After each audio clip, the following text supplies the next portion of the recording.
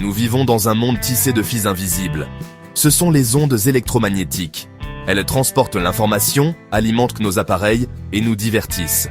Mais ces ondes ont aussi un côté obscur, un pouvoir que nous commençons à peine à comprendre.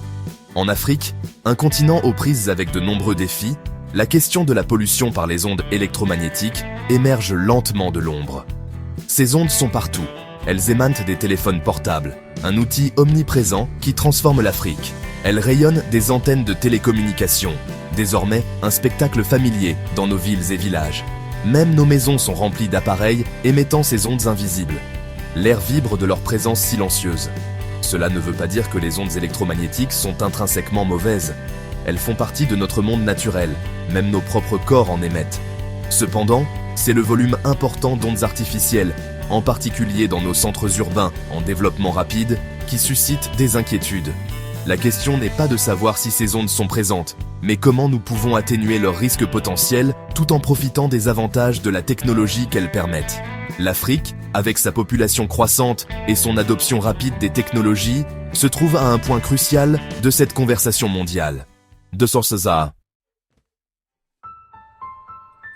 travers l'Afrique, les sources d'ondes électromagnétiques sont aussi diverses que le continent lui-même. Les tours de téléphonie mobile s'élèvent au-dessus des marchés animés, leurs signaux atteignant les coins les plus reculés. Les maisons sont de plus en plus remplies de routeurs Wi-Fi, d'ordinateurs et d'autres appareils électroniques. Dans notre quête de progrès, nous tissons une toile complexe de rayonnement invisible.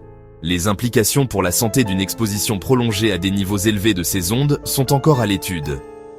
Cependant, des recherches préliminaires suggèrent une série de risques potentiels, allant des troubles du sommeil et des maux de tête à des problèmes plus graves comme les maladies cardiovasculaires et même certains types de cancers. Les enfants, avec leurs organismes en développement, seraient particulièrement vulnérables. Au-delà de la santé humaine, l'impact des ondes électromagnétiques sur l'environnement est également une préoccupation croissante. Il existe des preuves suggérant des dommages potentiels à la faune, en particulier aux oiseaux et aux insectes, qui dépendent des champs électromagnétiques naturels pour la navigation et la communication. Bien que des recherches supplémentaires soient sans aucun doute nécessaires, le principe de précaution exige que nous prenions des mesures pour minimiser les risques potentiels, compte tenu notamment de l'augmentation rapide des technologies émettant des ondes électromagnétiques à travers le continent. Malgré les défis, une prise de conscience naissante de la pollution par les ondes électromagnétiques prend racine en Afrique. Les gouvernements et les organisations commencent à reconnaître les risques potentiels et prennent des mesures timides pour y remédier. En Afrique du Sud, par exemple, des réglementations ont été mises en place pour limiter la puissance des antennes de téléphonie mobile, en particulier dans les zones résidentielles. Au Kenya, on a assisté à l'essor de groupes de défense des droits qui réclament une plus grande transparence de la part des entreprises de télécommunications quant à l'emplacement et à la puissance de leurs infrastructures. Plusieurs universités du continent mènent des recherches sur l'impact des ondes électromagnétiques sur la santé humaine et l'environnement. Cette recherche est essentielle pour éclairer les décisions politiques et développer des solutions adaptées au contexte local. Bien que ces efforts soient louables, ils restent fragmentés et souvent limités dans leur portée.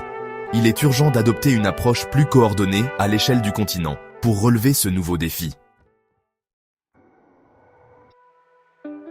L'avenir de l'Afrique est intimement lié à la technologie. Mais alors que nous saisissons les opportunités de l'ère numérique, nous devons également être conscients des risques potentiels.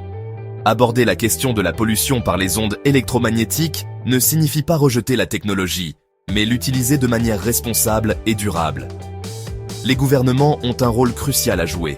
Des réglementations claires et fondées sur la science pour l'implantation et l'exploitation des infrastructures de télécommunications sont essentielles. Des campagnes de sensibilisation du public peuvent informer les citoyens sur les risques potentiels de l'exposition aux ondes électromagnétiques et leur permettre de faire des choix éclairés. Les individus ont également une responsabilité. Des gestes simples comme limiter l'exposition au téléphone portable, en particulier pour les enfants, et maintenir une distance de sécurité par rapport aux appareils en fonctionnement peuvent faire la différence. Privilégier les connexions filaires aux connexions sans fil, lorsque cela est possible, peut également contribuer à réduire l'exposition. Les ondes invisibles qui nous connectent ont aussi le potentiel de nous nuire. En reconnaissant cette double nature, En adoptant le principe de précaution et en travaillant ensemble, nous pouvons exploiter la puissance de la technologie tout en préservant la santé de nos populations et de notre environnement. L'avenir de l'Afrique en dépend.